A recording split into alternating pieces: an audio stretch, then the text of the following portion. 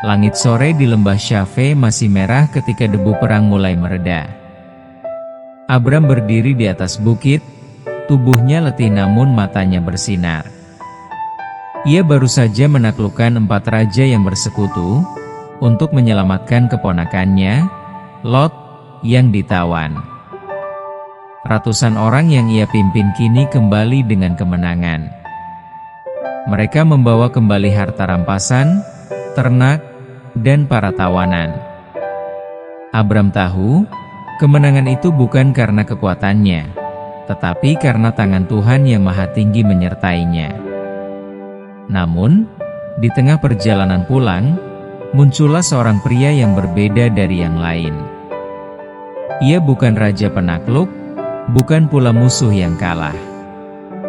Pria itu datang dengan wajah tenang, mengenakan pakaian imam yang bersih dan agung.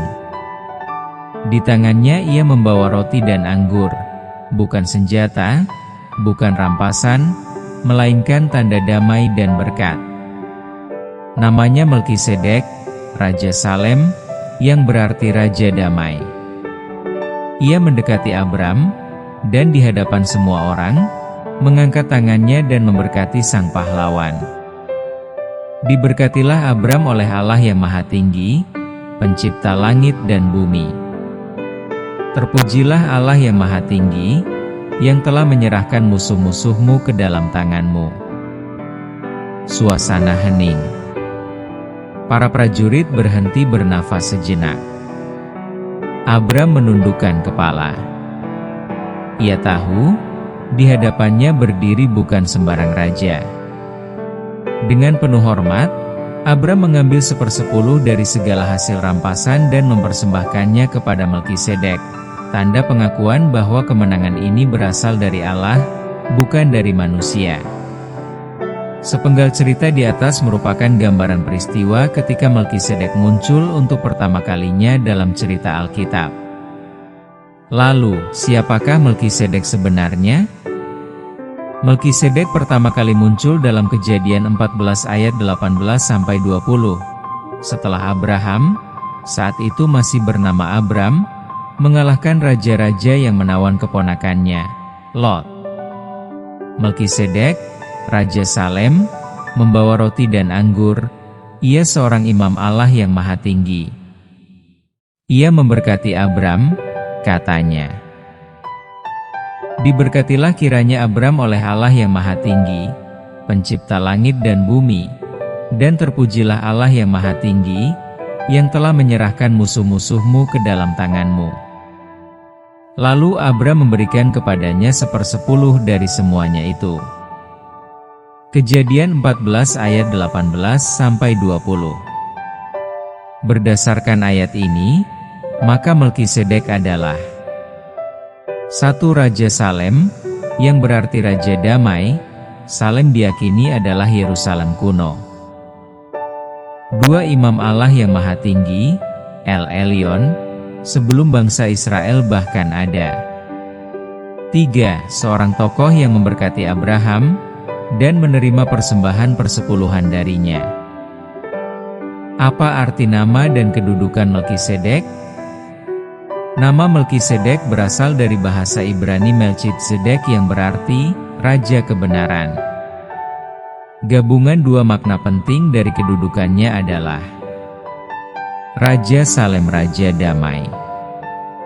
Melkisedek, Raja Kebenaran.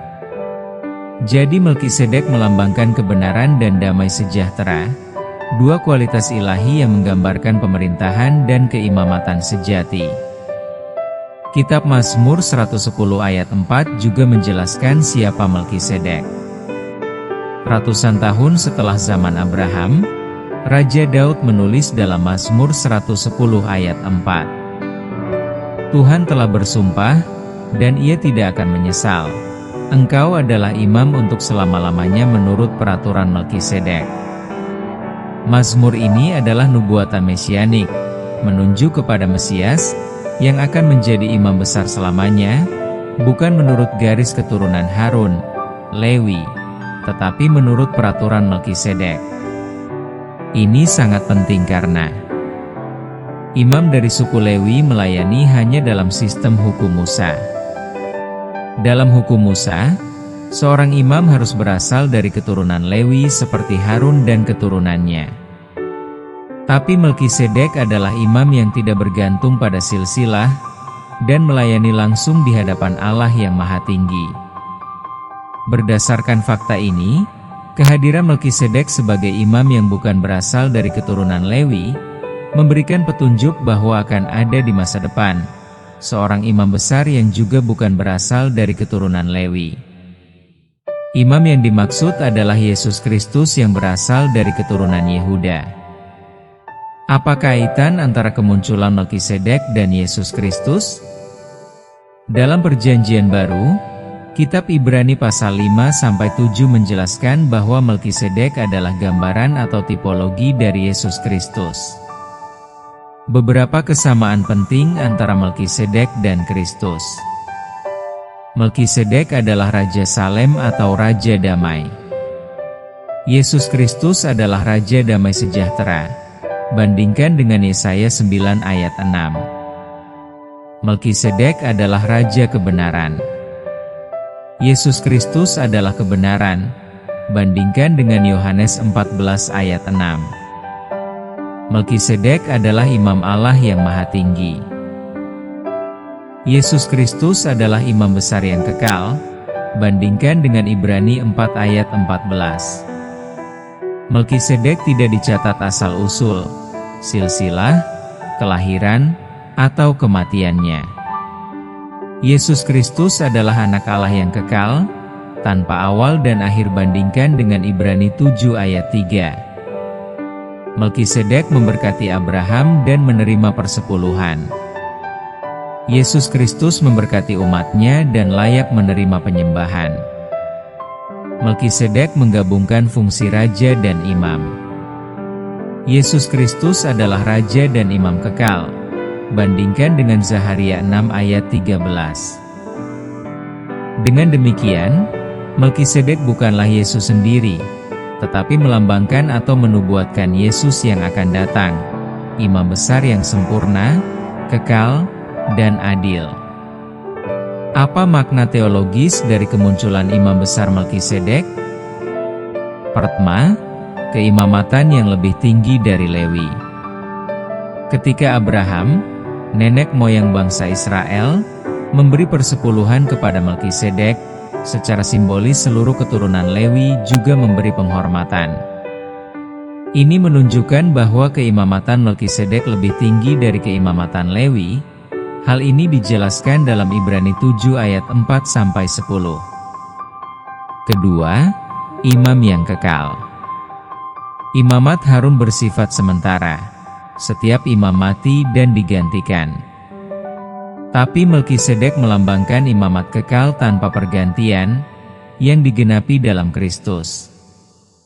Hal ini diuraikan dalam Ibrani 7 ayat 23 dan 24. Ketiga, pribadi yang melayani dengan roti dan anggur. Melkisedek membawa roti dan anggur ketika memberkati Abraham. Ini mengingatkan kita pada perjamuan kudus, simbol tubuh dan darah Kristus. Ini adalah gambaran nubuat tentang pelayanan Kristus yang menebus dosa manusia. Itulah cerita singkat tentang siapa imam besar Melkisedek. Semoga melalui cerita ini, iman kita semakin bertumbuh di dalam Yesus Kristus. Tuhan memberkati.